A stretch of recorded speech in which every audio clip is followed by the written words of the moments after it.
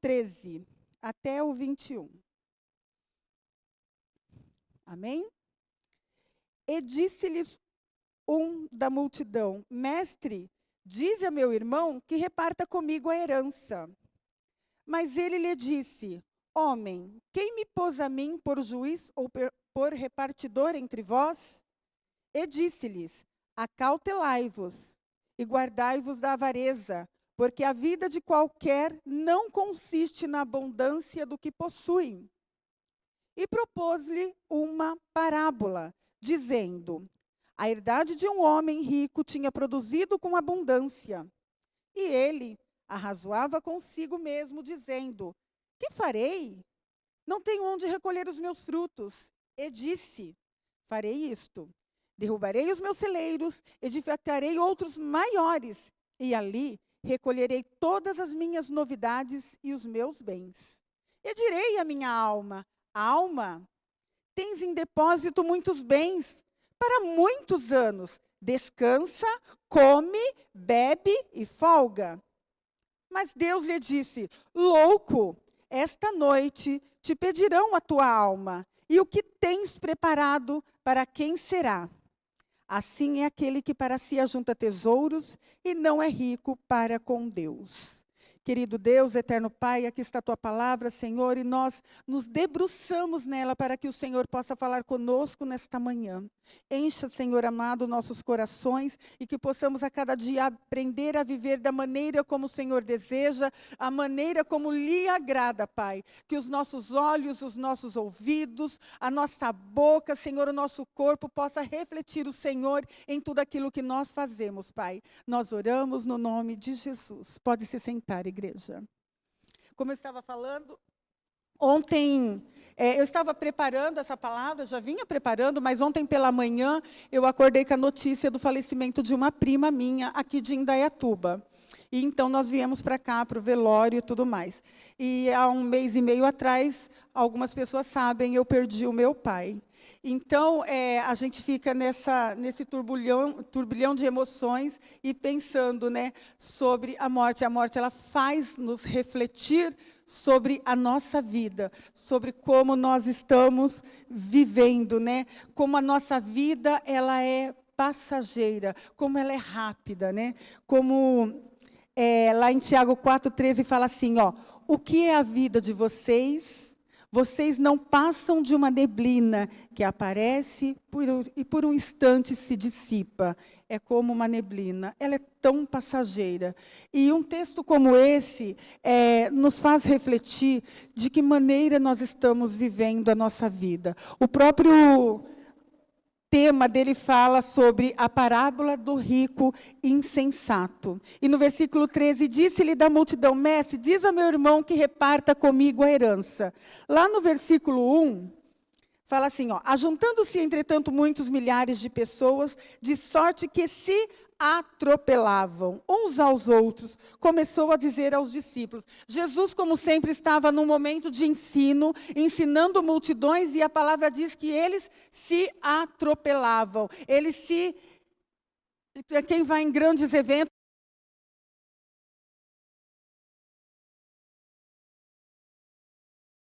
e assim era esse cenário aqui que estava falando, né? E de repente um homem chega: Mestre, fala para o meu irmão repartir comigo a herança. Era momento daquilo? Jesus estava ali como juiz? Ele não estava ali como juiz. Naquele momento, Jesus deu uma resposta para ele. Homem, quem me pôs por juiz ou repartidor entre vós?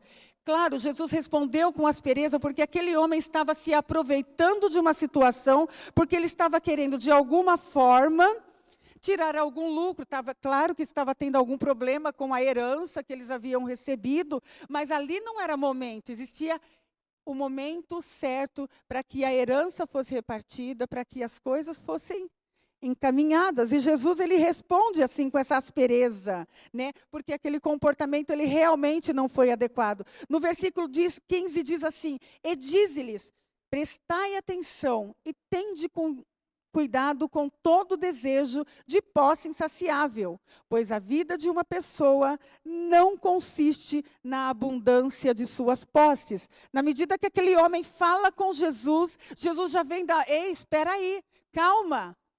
Calma, não é bem assim, né? E porque até em Eclesiastes 5:10 fala assim, ó, quem ama o dinheiro jamais dele se fartará. E quem ama a abundância nunca se fartará da renda. Também isto é vaidade. Jesus fala para aquele homem, preste atenção. Tende cuidado para aquele homem e para quem estava ouvindo ali.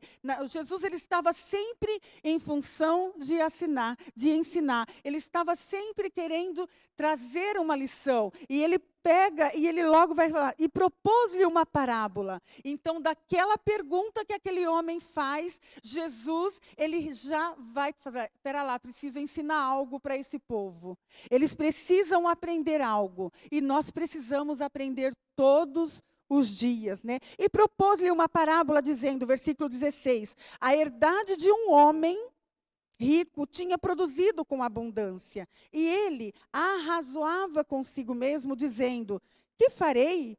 Não tenho onde recolher os meus frutos. O homem estava dialogando consigo mesmo e falando. Imagino eu que ele via tudo aquilo que ele possuía, tudo que ele tinha ganhado, tudo o trabalho dele, e a Bíblia não fala se ele ganhou de forma indevida ou não, não é este o caso, mas o que fala é que ele tinha algo, ele possuía e aquilo estava deixando ele muito feliz com tudo que ele possuía. E muitas vezes, nós podemos ver, olhamos para a nossa vida e falamos, ok, está tudo bem, está tudo perfeito, está tudo legal, vou viver uma vida boa, né? Mas aquele homem estava naquele momento ali, falando, o que eu farei? Não tenho onde recolher os meus frutos. E então, ele fala consigo, ele está sozinho nos pensamentos dele. Ele não consegue, ele não tem com quem dividir toda aquela alegria dele. Ele precisava de fazer algo que estava em função dele. E aí no versículo 18 diz assim, farei isto, derrubarei os meus celeiros e edificarei outros maiores, e ali recolherei todas as minhas novidades e os meus bens. Daqui nós podemos tirar uma lição desse versículo. Eu farei isso, eu não tenho onde recolher, já tenho tantos bens. Em momento algum ele pensou que ao invés dele derrubar o que ele tinha e construir para guardar mais, ele pensou, vou ajudar outras pessoas. Não, eu quero mais. Jesus queria ensinar isso. Que aquele homem estava neste pensamento, eu quero mais, eu preciso de mais, eu não posso perder o que eu tenho que cuidar do que eu tenho. E, gente, não há nada de errado em você querer fazer reserva financeira, tá? Não é este o caso aqui, não há nada de mais em você querer possuir bens. Deus se agrada que você possua, que você cresça, que você seja próspero. Este é os planos de Deus para a nossa vida, sim, tá? Mas neste momento, aquele homem, ele estava pensando somente nele, somente no bem-estar dele. Ele não disse em nenhum momento, vou trocar umas ideias com meus amigos. Ele nem tinha, né, pessoas para falar isso aqui. No versículo 18 ele disse, farei isso, derrubarei os meus celeiros, edificarei outros maiores, e ali recolherei todas as novidades e os meus bens. O foco dele era o que ele tinha. Se Jesus estava naquele momento ensinando a multidão, é porque ele queria passar alguma mensagem a respeito disso, né? Ele queria passar algo. Lá em Eclesiastes 5:10 fala, quem amar o dinheiro jamais dele se fartará. E quem amar a abundância nunca se fartará da renda. Também isto é vaidade. Já li aqui. Então, nós queremos dizer aqui, quem amar o dinheiro. Não é ter dinheiro ser pecado. É o amor ao dinheiro, o excesso, o cuidado com as coisas desta vida é que não agrada a Deus. Sabe aquela coisa do egoísmo, de trazer tudo para si? 1 Timóteo diz, porque o amor ao dinheiro é a raiz de todos os males. O que é a raiz de todos os males? O amor ao dinheiro. É isso que faz o mal para a pessoa, a ganância, né? E nessa cobiça alguns se desviaram da fé e se transpassaram a si mesmo com muitas dores. Jesus nunca condenou o dinheiro. A ilusão das riquezas bloqueia o anseio por Deus. Quando a nossa mente está muito ocupada com algo, nós esquecemos de uma outra coisa. Se eu focar muito no dinheiro, no trabalho, na vida secular, se isso tudo para mim é prioridade, Deus eu vou deixando de canto. Porque a nossa mente está focada naquilo. Aquilo que você mais pensa, aquilo que você mais busca, aquilo que você mais quer, aquilo que você mais deseja. O que tem sido? A presença do Senhor? É a presença do Senhor que você tem buscado? É Ele que você tem colocado em primeiro lugar? Como diz na palavra em Mateus 6, buscai primeiro o reino de Deus e as outras coisas serão acrescentadas? É importante a gente saber que Jesus deve ser o primeiro lugar nas nossas vidas. Ele é o primeiro, Ele é o único. É para Ele que as outras coisas, elas vão vir simultaneamente. E se vier, não importa. Se não vier, não importa, porque o que importa é nós termos o Senhor Jesus arraigados aqui no nosso coração. Firmes, não importa as circunstâncias.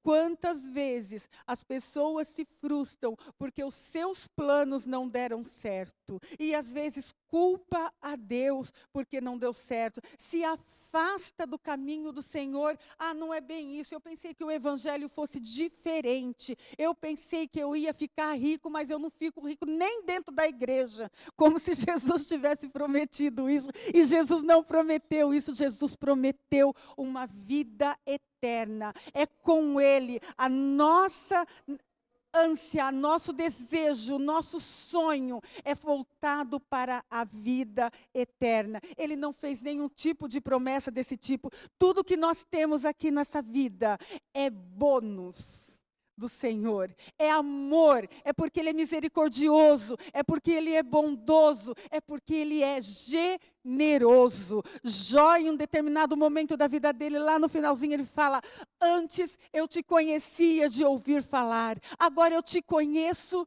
de contigo andar. Jó, ele era um homem rico, ele era um homem próspero, ele era o homem mais rico do Oriente Médio. E Deus direcionou a Jó assim, homem fiel, temente a Deus, que se desvia do mal. Ele era um homem exemplar, mas no decorrer da sua caminhada, veio as provas, veio as lutas. Jó, ele no capítulo 3, ele louva a Deus, ele não reclama, ele exalta o Senhor, ele diz, no eu vim, no eu volto, mas depois ele vai vindo, a dor vai passando, ele chega no momento sim de reclamação, mas quando chega lá na frente, ele reconhece, ele fala, eu te conhecia de ouvir falar. O conhecimento que Jó tinha era apenas literário. Ele não conhecia Jó de quem é. Hoje eu vejo a Deus. Olha que declaração. É algo para nós refletirmos. Nós estamos conhecendo Deus apenas de ouvir falar? Ou a nossa vida do cotidiano está mostrando quem é Deus para nós? Quem é que nós estamos buscando? Quem é o Senhor para as nossas vidas? Deus restituiu tudo a Jó. Tudo que ele havia perdido, Deus restituiu. Mas Deus restituiu porque Ele é muito amoroso. Não é mérito próprio. Não é porque Ele é muito especial. É porque Ele ama. Ele é generoso. Ele quer abençoar os seus filhos. Mas, focando no texto aqui, voltando aqui, não é essa a ideia que esse homem rico, insensato mostra. Ele mostra que ele está totalmente à parte daquilo que Deus diz. No versículo... Só um minutinho.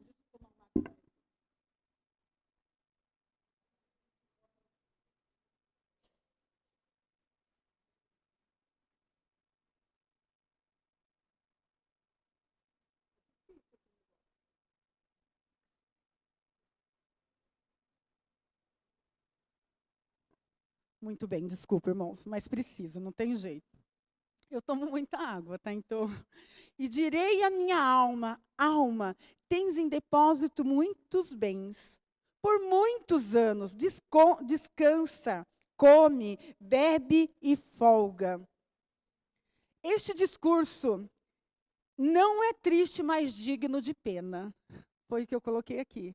Ele não é triste, mas é digno de pena, porque este homem rico, autoconfiante, ele alcançou tudo o que ele queria, ele buscou, recebeu todos os seus bens, tudo aquilo que ele desejava foi realizado, mas com quem compartilhar?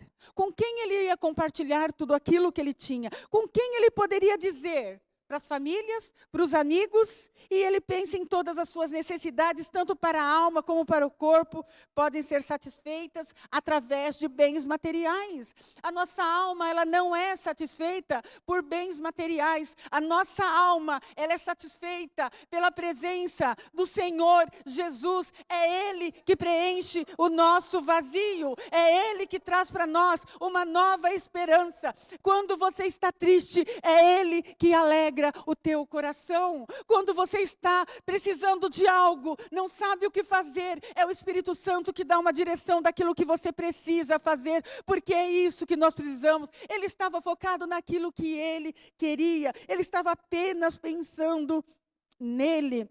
Nós temos o pastor, aqueles da sem ovelha, ele vai lá, ele busca a ovelha perdida, e aí eles se alegram com ele. A mulher da dracma, da moeda, quando ela encontra a moeda, ela tem com quem se alegrar, ela tem com quem dividir a alegria dela. Quantas vezes nós não queremos compartilhar, porque se eu compartilhar o que eu tenho, eu vou perder o pouco que eu tenho, mas não é isso que Jesus está ensinando. Jesus, ele quer que nós compartilhemos um com os outros, e não fala aqui só de dinheiro, é compartilhar a amizade, é compartilhar o carinho, é não se fechar para si e ficar achando que você é o único exclusivo. Não, entrega, tem amigos. Tenha pessoas próximas, participe, se envolva, traga pessoas para perto de você, compartilhe quem você é, tudo aquilo que Deus tem te dado, tanto de forma financeira como intelectual, você pode compartilhar. Este homem não tinha com quem compartilhar, ele estava ali sozinho, é isso que o Senhor está ensinando aqui, ó. Mas nós vemos exemplos de que pessoas na Bíblia compartilhavam. O pai do filho pródigo, quando o filho estava voltando, já tinha uma comunidade inteira esperando para quê? Para se alegrar com ele pelo retorno do filho. Compartilhe o que você tem para compartilhar. Não deixe só para você. Não guarde só para você. Deus, ele se agrada quando nós participamos, quando nós nos envolvemos, né? Versículo 20.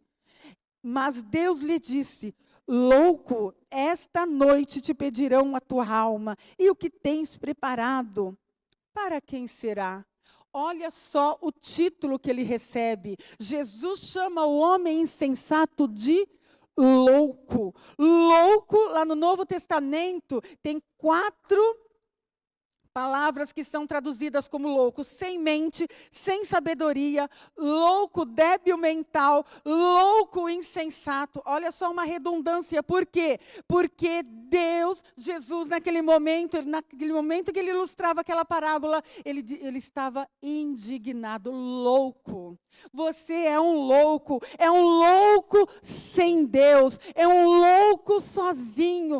Deus não está contigo. O salmista Davi, lá no Salmo 14:1, ele fala: não a Deus. O Nésio diz: não a Deus. No original está querendo dizer o seguinte: Deus não, ou não Deus.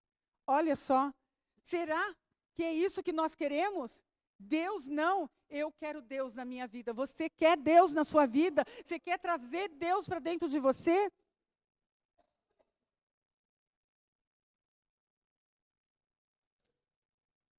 Tirar Deus da nossa vida se torna uma existência vazia. Uma existência sem graça, sem expectativa, sem sonhos. É como correr, correr, correr e não chegar a lugar nenhum. É como você não ter um alvo. Andar na vida sem Deus não tem motivação. você está sempre querendo mais, porque aquele vazio, ele nunca é preenchido. Aquele vazio não vai preencher. E este homem rico acha que a abundância dos bens vai produzir uma vida boa para ele. Ele é louco. Ele é um louco egocêntrico, ele é um louco ambicioso, egocêntrico por quê? Ele diz assim, os meus frutos, o meu celeiro, o meu milho, o meu, tudo é dele. Ele é egocêntrico, centralizador, tudo ele quer para ele, tudo gira em torno dele, a minha alma, né?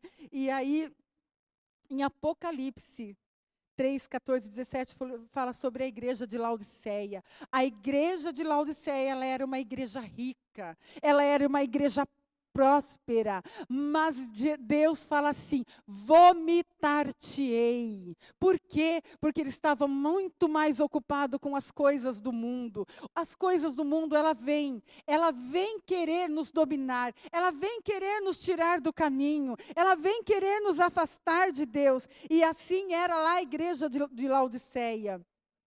Então, irmãos, busque ao Senhor. Ali no versículo 15 fala, conheço as tuas obras, que nem é frio, nem é quente. Quem dera se fosse frio ou quente. Tome uma decisão, não fique nem de um lado, não fique no meio, no muro. Escolha para que lado você quer, seja quente. Quente na presença do Senhor.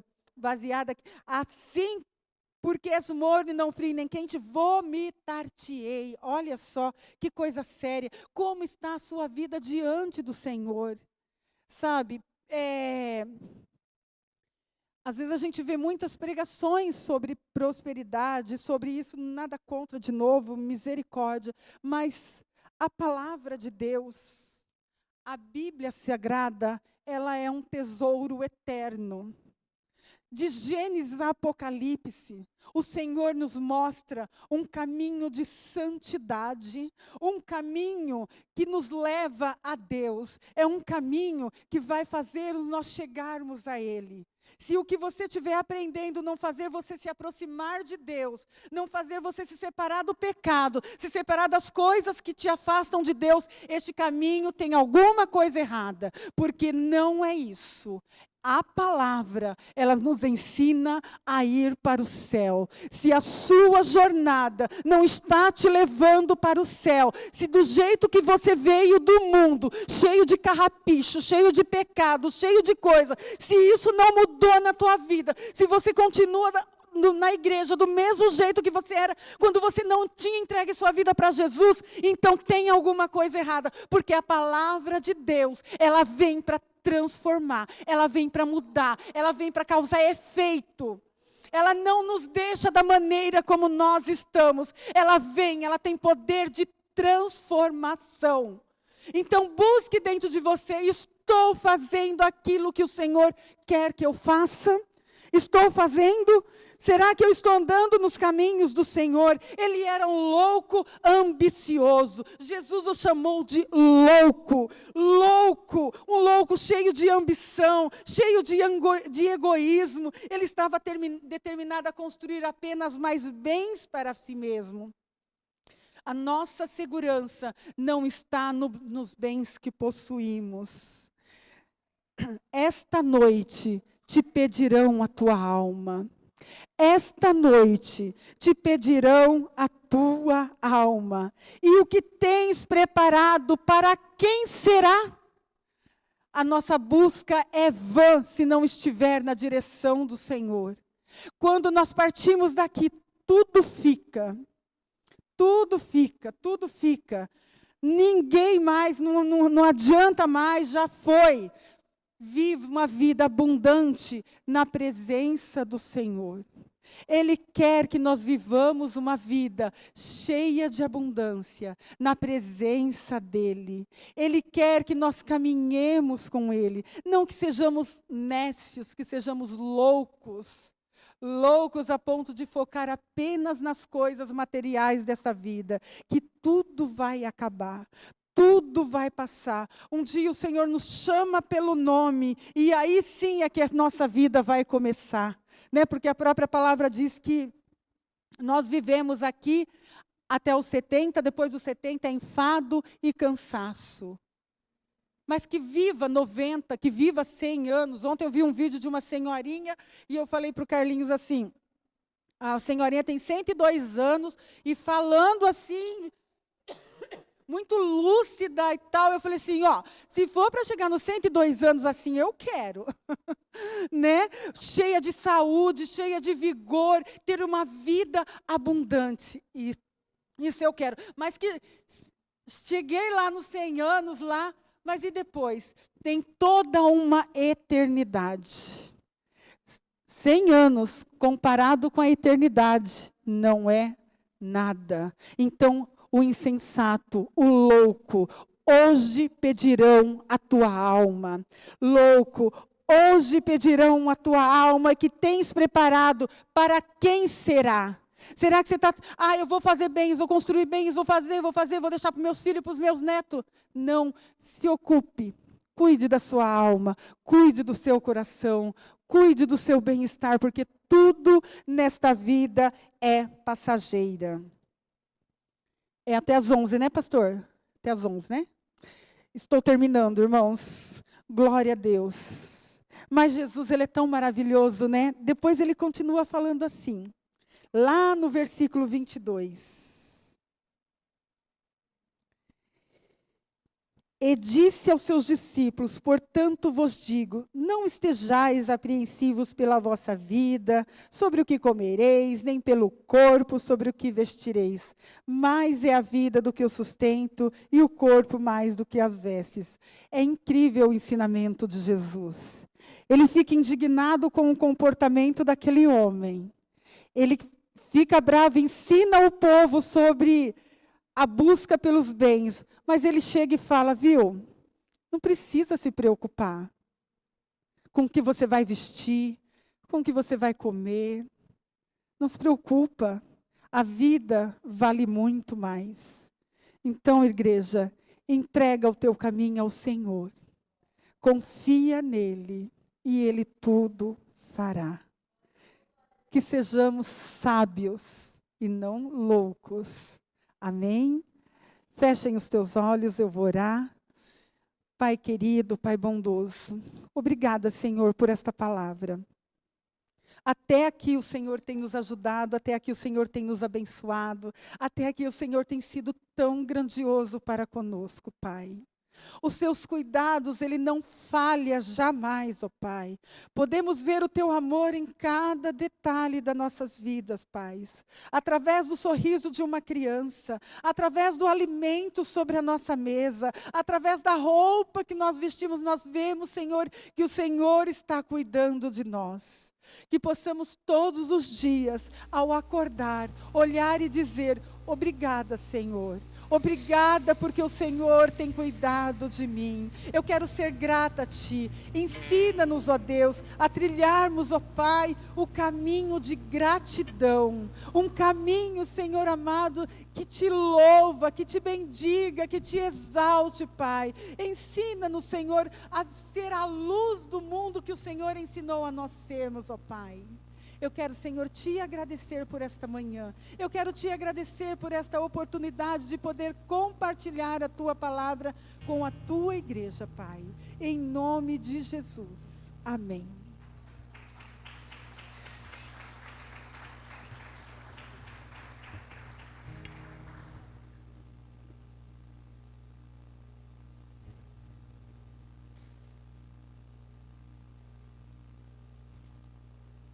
Você ouviu a palavra do Senhor